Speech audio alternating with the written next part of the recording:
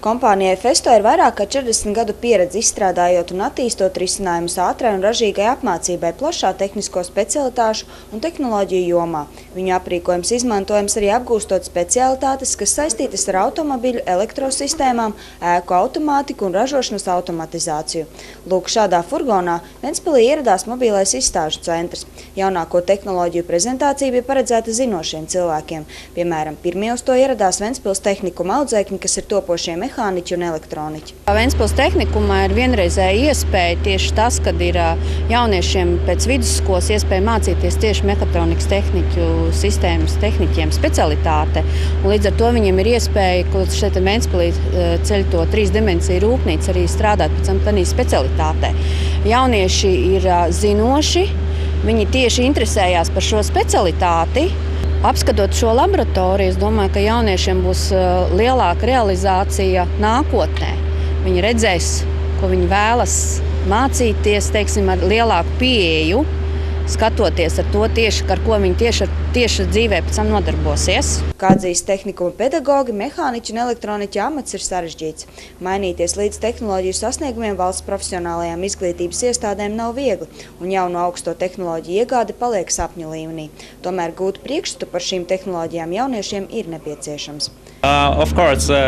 Iespējas ir neiedomājami daudz. Viss atkarīgs no pasniedzēju un mācību satura. Mēs Tehlabi nodrošinām universālu infrastruktūru. Mēs piegādājam visu nepieciešamo tehniku, bet apmācību veids Festo kompānija, piedāvājot apgūt dažādas priekšmetus, piemēram, elektronisko inženēriju, elektroniku un digitālās tehnoloģijas. Sākumā mums šeit mācīsies skolotāji, pieaugušo grupu un skolas personāls.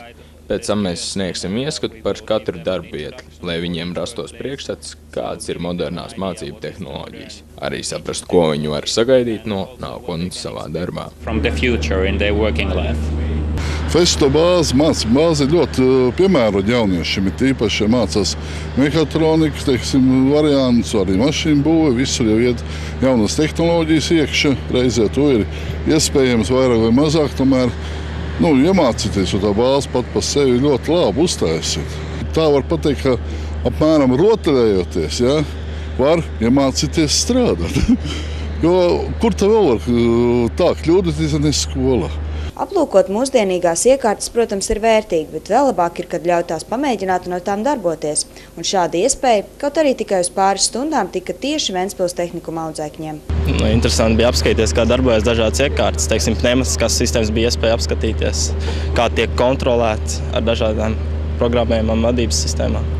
Iespēja apraudzīt jaunākos darbgaldus, kādi tur atrodas, kā uzlabo rūpnīcas, mehanizē, kādas varētu būt izmaksas tam. Kā tu man pastāstīji, vai ir jēga uz 1 stundu atnākt un paklausīties par iekārtām, par tādām uzdienīgām? Bija jēga, jo varēja savā nozarē redzēt, kāds jaunākās aparatūras, kā tā ir darbība un kā programmēšana darbojas. Jēga, protams, ka bija tādēļ, ka spējām apmēram saprast, ar ko mums būs saskarē, būs iegūta profesija un izglītība. Līdz ar to, kā darbā varētu pēc tam strādāt, kas būs īsti jādara un kā tieši jāprogrammē apmēram. Maza nojausma radās vismaz. Iepriekš nebija tādas tikšanās ar tādu aprīkojumu? Pagaidām līdz šim vēl nebija gan. Protams, ka vēlamies. Šobrīd Ventspils tehnikumā apmāca 21 audzēkņu mehatronisko sistēmu tehniķu specialitātē, 23 audzēkņus elektronikas tehniķu specialitātē un 18 audzēkņus elektriķu specialitātē. Gita Mārtiņsone, Irina Kurgānoviņa, Žodziņš, Kurzemes televīzija.